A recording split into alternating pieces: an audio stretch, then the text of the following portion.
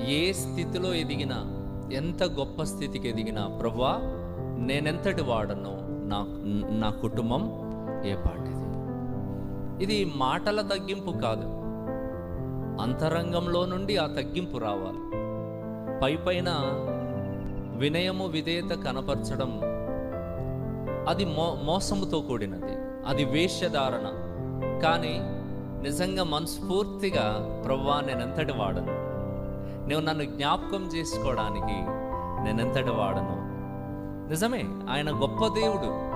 భూమి ఆకాశములలో ఆయన మహిమ ప్రభావం కదా. పైనుండి మనం చదివితే ఆకాశంలో నీ మహిమను కనపరచువాడా అన్నాడు ఫస్ట్లో. రెండో లైన్లో ఏమన్నాడు? భూమి అందంతటా నీ నామం ఎంత ప్రభావము గలది. ఆయన నామము అంటే పేరు. ఆయన